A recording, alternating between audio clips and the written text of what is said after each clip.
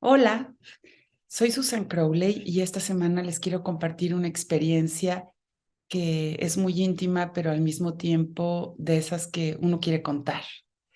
Se trata y titulo la columna Dame una salvat y cambiaré el mundo.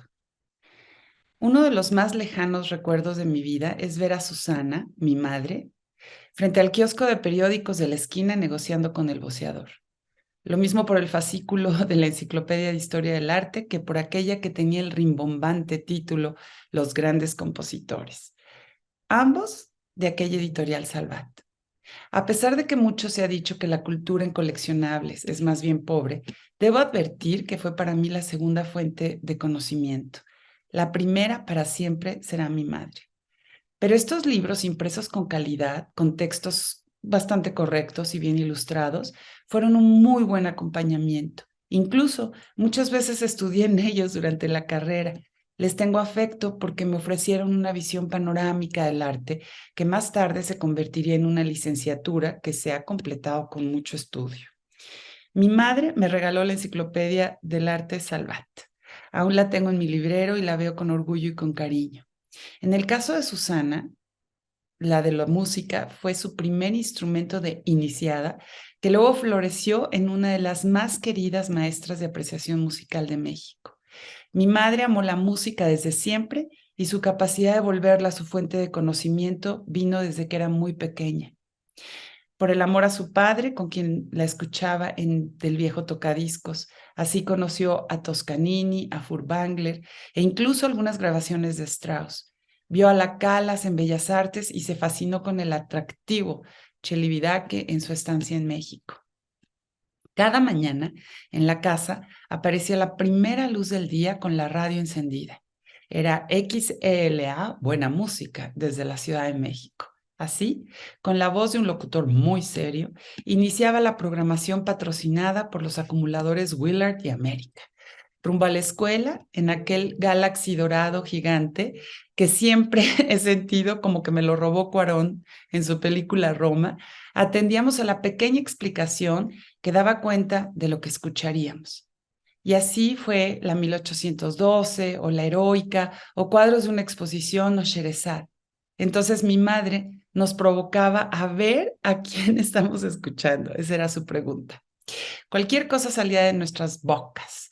Rara vez acertábamos, pero ella nos hacía sentir que estábamos siempre muy cerca de encontrar la respuesta. Recuerdo cuando me encontró llorando de emoción frente a los dibujos animados de la tele, cuyos créditos de inicio eran la muerte por amor de la ópera Tristán y Isolda. Yo tenía 5 años.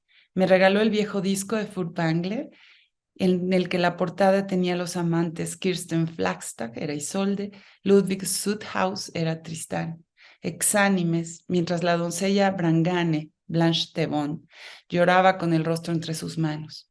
Una imagen de duelo hecha con colores expresionistas de un realismo doloroso que acabo de vivir de nuevo con la muerte de mi madre. Susana tuvo 6 hijos. Aún no me alcanza la imaginación para entender cómo le hizo. En la casa, los baches económicos eran una constante, las mudanzas y los cambios de escuela una consecuencia lógica. Mi madre, con gran sabiduría y humor, acomodó el bache que nos obligó a estudiar en la escuela pública, anunciando su radical conversión a la izquierda. Lo hacía con un encanto arrasador y hasta cierto punto con una verdadera vocación. Siempre detestó las diferencias sociales. Una de las mudanzas nos llevó a un pequeño y oscuro departamento en el sur de la ciudad.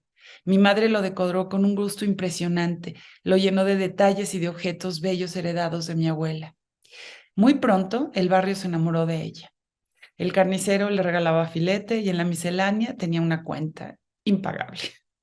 En la casa se seguía escuchando la música clásica.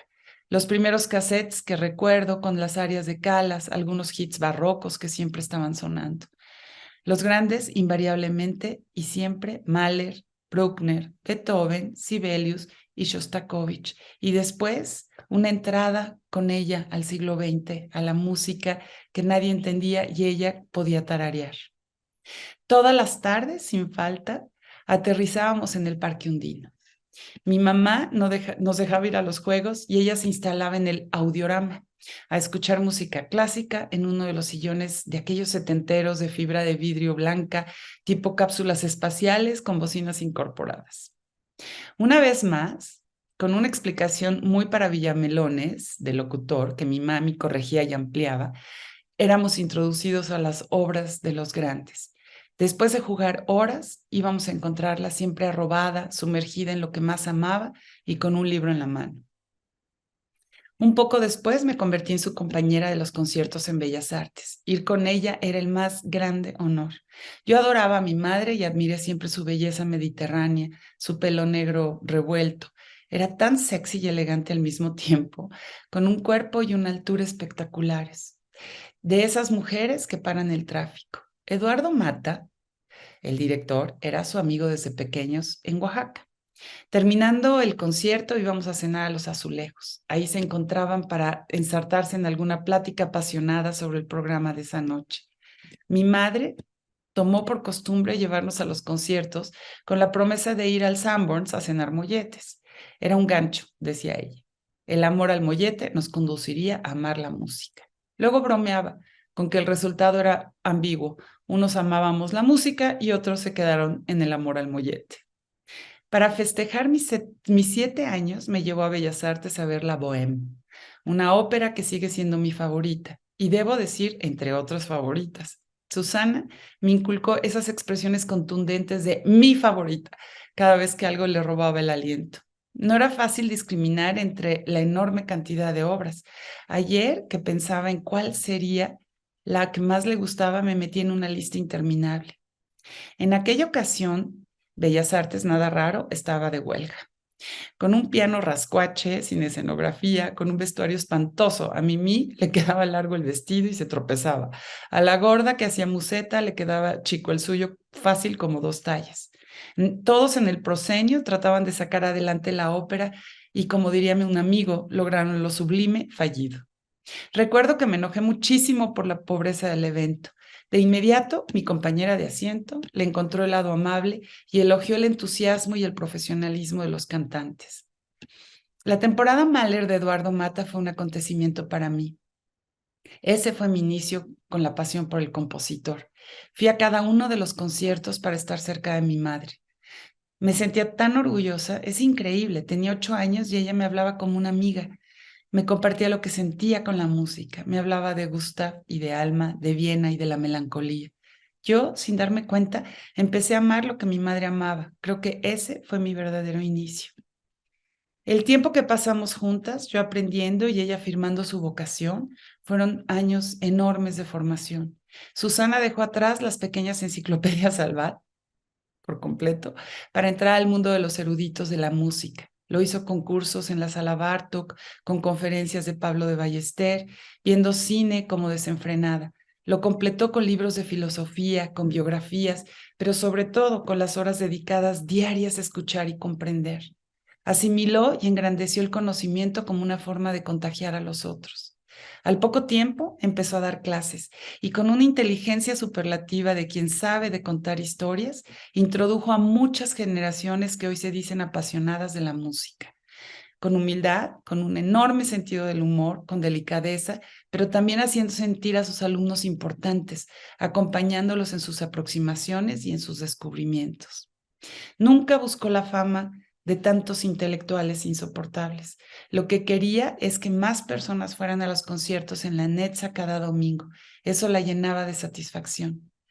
Cuando le decían que debía publicar un libro con sus notas, ella respondía que lo que le gustaba era hablar de la música y de los autores que amaba. Lo hacía con un guiño al título de los grandes autores, sabiendo que ella misma era una enciclopedia de todas las enciclopedias del mundo. Guiaba a sus alumnos con humildad y con su enorme capacidad de seducción. Tuvo a las alumnas más guapas y sensibles de México. Todas me han dicho, yo quiero ser como tu mamá. Eso lo recojo con amor y con la enorme gratitud que le tengo a cada llamada y a cada abrazo que me acerca a ella. Susana era incansable. El miércoles anterior a su fallecimiento dio clase y asombró de nuevo con su enorme sensibilidad para atrapar a su público. Días más tarde, la última vez que escuchamos música juntas, compartimos la resurrección de Mahler y las arias de Händel. Lascia non pianga y Ombra mai più. Le conté de mis angustias e inseguridades en el primer curso de apreciación musical que estoy dando y la forma en que guiaba a mis alumnas en el inicio del barroco, por ahí con Giovanni Allegri y sus obras colosales.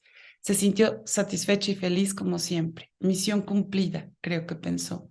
Cerró los ojos, abrazada por mis hermanos y por mí, y con la certeza de que había multiplicado a los públicos a través de nosotros y de nuestras familias.